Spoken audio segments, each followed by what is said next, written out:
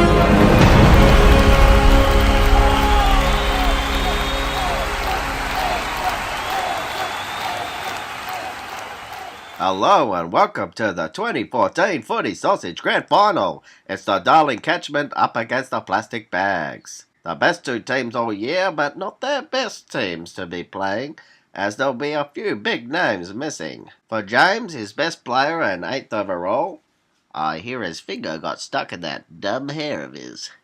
Also up for the catch is first pick and top 10 mid, Dane Beams. You'd think Plags would go in favourites with those two mids out, but Plags missed their first pick as well. Barlow sits 3rd overall and is a big out. So too is Harvey. This old fart was shitting golden nuggets until his brain froze and he tried to squeeze a bulldog's head off. To those who are playing now, and let's first look at ladder leader Darling Catch, who's coming off his highest score last week, and will have to rely on backup mids and an A-grade backline. Let's look to that defence now. Pierce Hanley, 12th defender picked in the draft, has jumped ahead to be number 1. McVeigh hasn't gone below 80 since the buys and averaged 100. Road had 5 weeks at 90, but a slip-up last week was dropped by the Plags and Darling swooped. Suckley may be injured, and his average is only 70 in recent weeks. To the midfield now, with Hep and Beams gone, Libber is James's only midfielder, averaging 100. Mark with a C. What a dick. Cunnington spent 5 weeks with the Plags, but now sees himself with James's Darlings. Shield, another one that was on Plags' team. Dylan is coming off 113 against Melbourne. Hutchings, originally drafted by the Baggers, 34 tackles in 3 weeks and an average of 107 until last week's turn. Lobby Buckman Matthew has averaged 100 over the past month. To the forwards now. Buddy's last 5 scores have either been in the high hundreds or the 70s. Waite hasn't been injured or suspended in a month and has averaged 116. My Lollipop was picked up in round 15 and has averaged 92 cents. Solid. Tom Mitchell was the 6th forward picked up in the drop and it's a rig goal after 17 weeks injured or in the Magoos. Looking now to the Plastic Bags, who was the highest scorer overall but finished 2nd. 2 weeks ago scored their highest of the year with 12.06. Let's now look at positional breakdowns.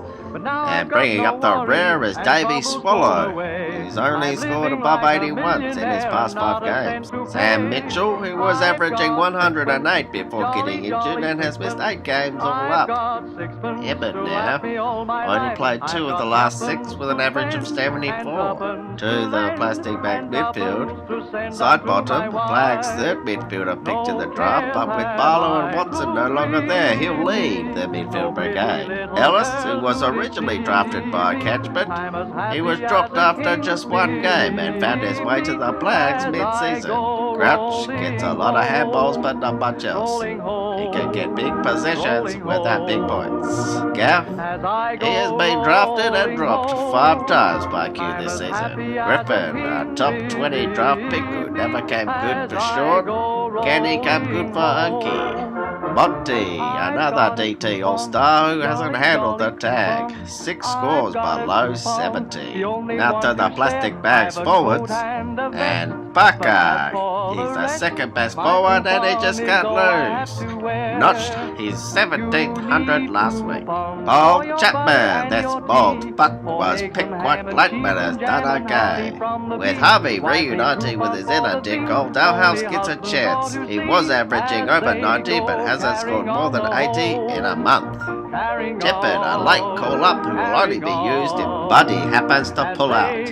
Hello to all the illegitimate father-son prospects out there. Sunsun Walters won't likely get a game unless Flags is well down and needs a high risk and high reward.